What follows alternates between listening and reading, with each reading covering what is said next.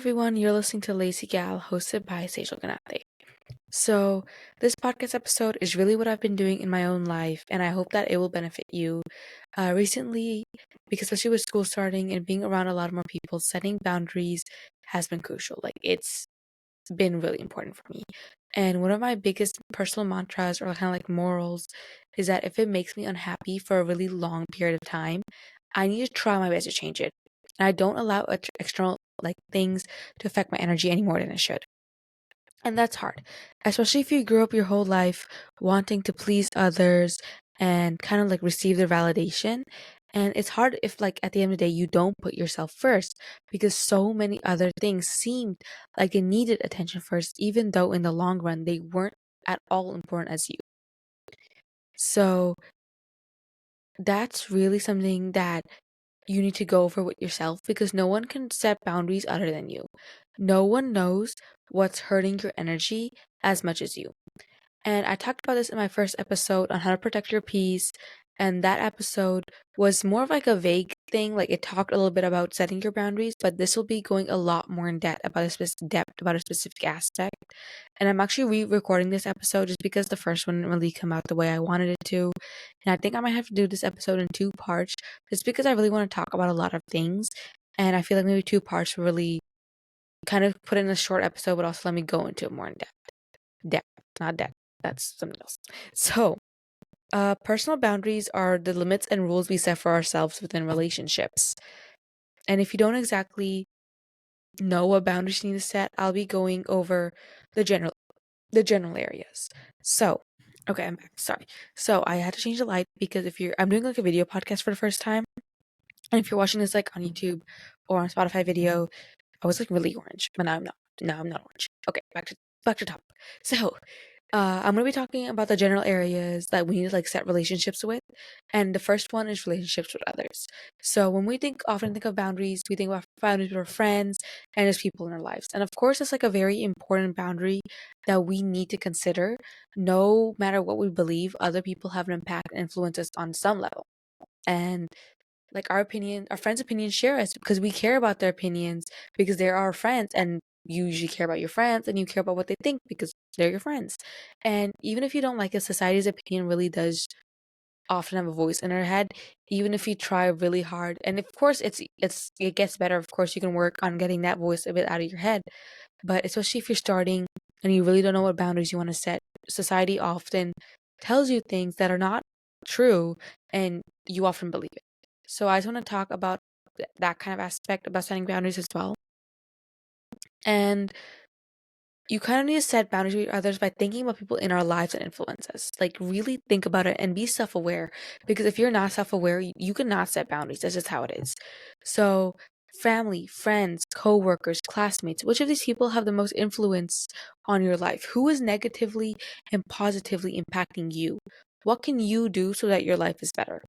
I'll give a few examples if you're having trouble thinking of answers to these. So, first off, you have a friend who you like, but you always don't really feel the best after hanging out. You kind of feel drained sometimes, and you just really want to go home. But this friend always wants to hang out, and you never know when to stop. What can you do? So, what exactly is irritating you? And kind of think about it, journal about it, write it down. What is irritating you about this person?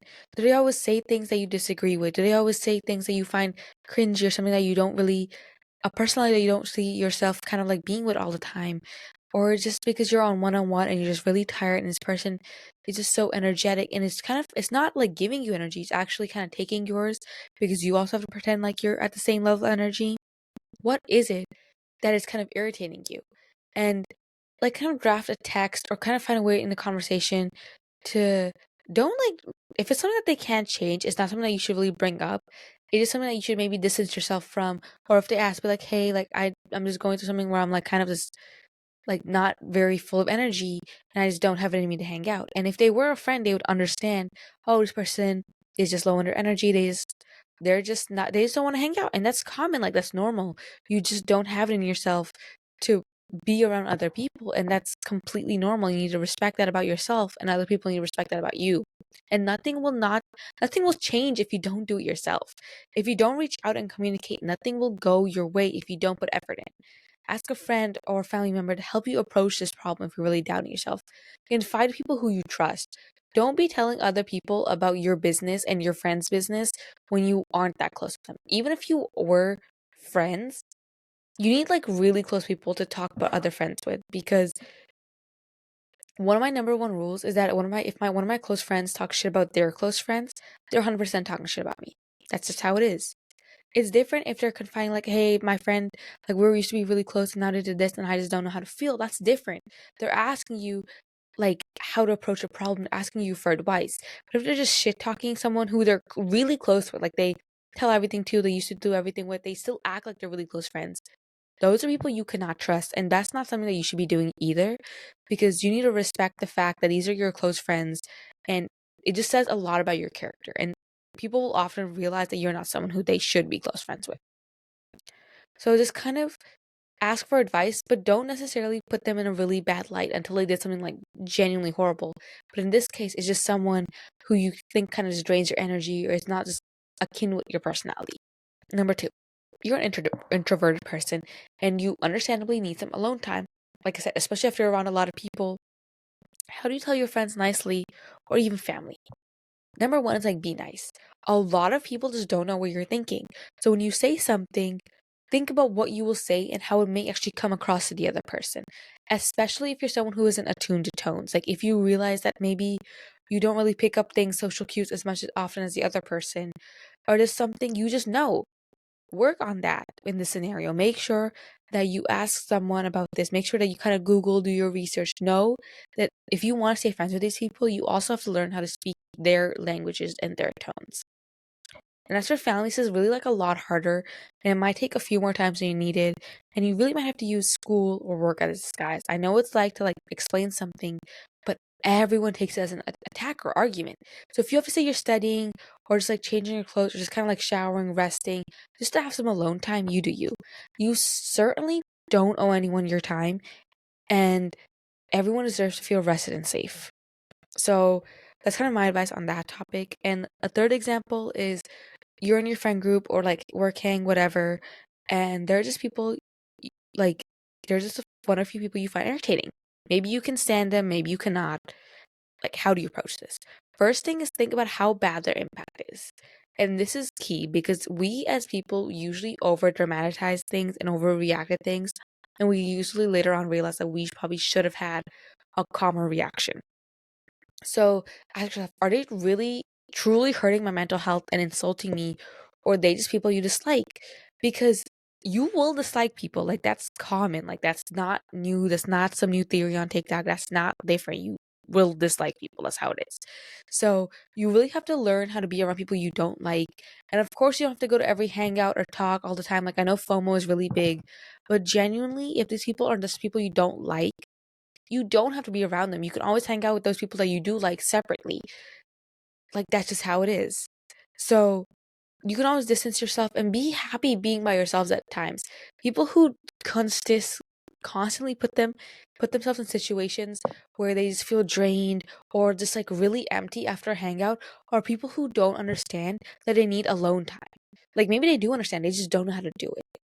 Like you need to go back, take a step back, you like journal, you need to talk to a video about it, you need to talk about it out loud, not even to someone, you need to talk about it to like yourself in video, and just kind of go over what you're feeling and how you think that, why you think you're feeling like that.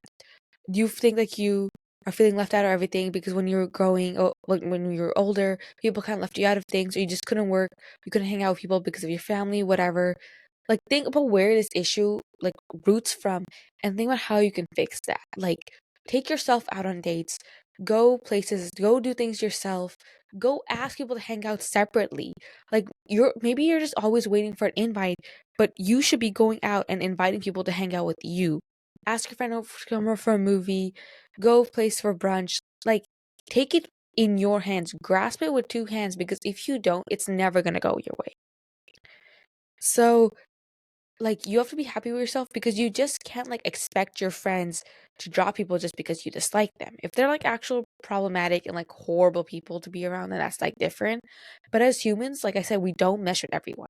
Clashes are to be expected. So like different people are gonna be different people. Like you have to just have to find other people to hang around.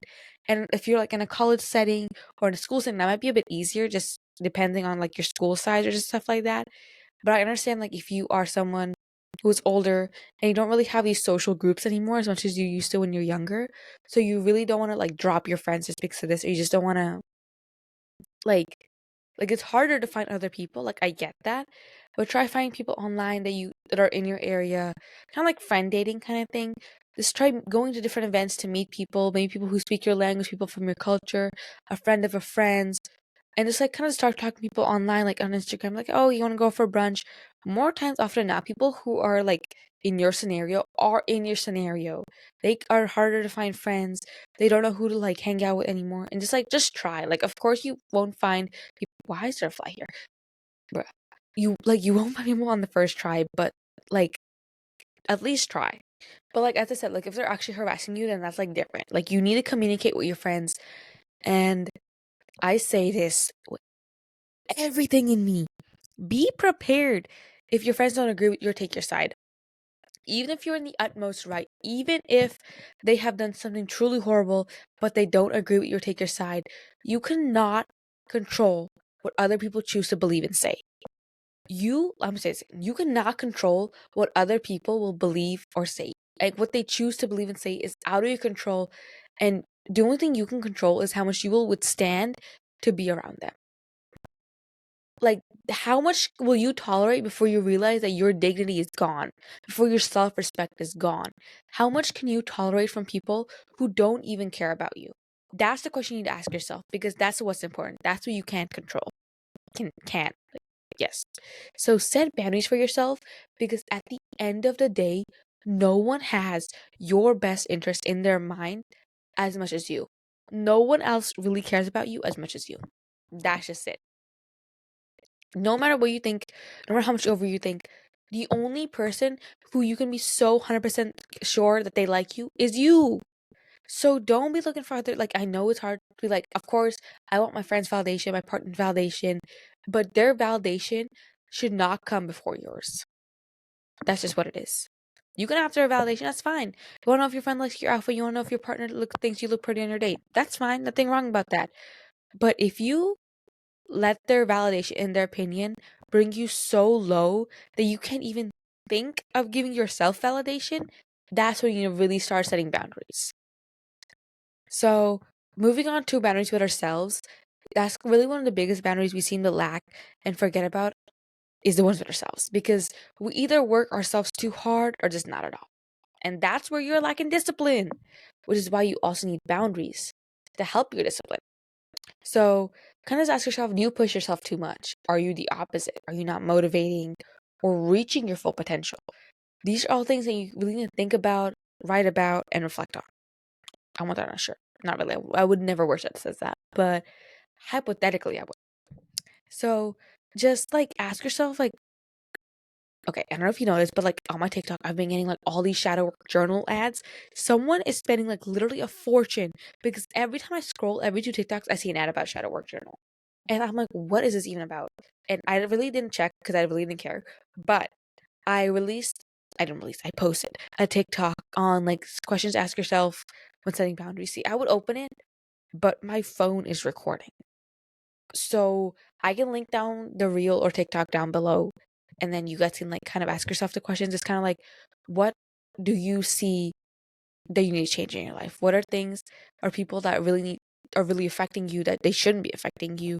What are you doing that's stopping you from reaching your full potential? And I want you to be honest with yourself, because literally no one's gonna read this. Burn it. I don't care. Just, well, if you're gonna be honest, at least do it yourself. Like, you might be a compulsive liar, but you're really gonna do that to yourself now? That's crazy. That's crazy.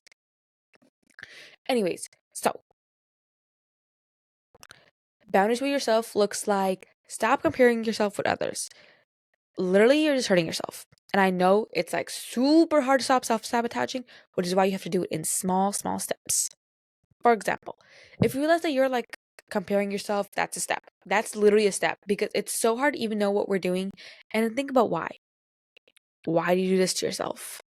Is it because when you're growing up, people, in your life do that's yourself? Did your mom always compare herself in the mirror to models? Did your dad always compare himself to maybe more successful people? Did both your parents compare you to your sibling, a cousin, a friend? Did they compare you to what they thought you would be? Think about why you all, like, your first thought is comparing yourself. Think about that. Because when you realize that you're doing it, that's the first step. Because it is so hard to be self-aware of some things because our whole life we're like, oh, this is normal. My mom has done this. My grandparents have done this. My friends have done this. My siblings have done this. So when I do, it's not that big of a deal. But it's a big deal. It's a big deal. So you need to also realize that people you compare yourself to, models, whatever, actresses, celebrities, they also compare themselves. And then no matter what, you can never be them. No matter how much you try, no matter how much of an impersonator you are, like, you can copy their hairstyle, their looks, their makeup, their style, whatever. But at the end of the day, you will never be them. And you are not them. Like, nothing you can do, you will never become another person. So might as well just become yourself. Like, you're trying so hard to do something that's not gonna happen. That's like embarrassing. Try hard to do something that you can actually do. And maybe you'll reach your full potential. So another step is tell yourself that people are different and also amazing in their own ways, because it's literally so true. Because sometimes I'm like, oh, my friend is so pretty, like, I wonder, like, I'm comparing myself, like, I'm self-aware, that's a step.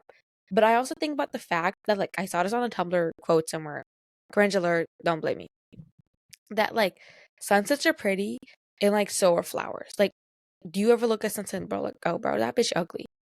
Mr. Lanier, if you're listening to this, I am so sorry, but there will be cursing in this episode. So if your kids are in the car, stop the episode right now. Stop. Thank you.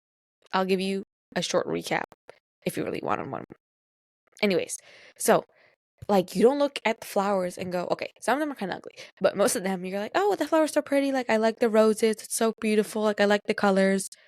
Like, the only thing sunsets and flowers have in common are, like, they're colorful.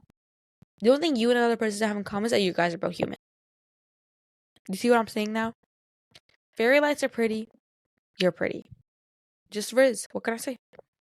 So you really need to, like, be aware of the fact that you are not like other people. You are different. You're not like them. So you will never be them. And the sooner you realize the fact that, yeah, that person looks better, a person has clearer skin, a person's skinnier, a person has better hair. Okay, and what's your point? Like, you spent all these years hating yourself. Maybe if you loved yourself for a month with no hate, you could do something, bro. You could do something big.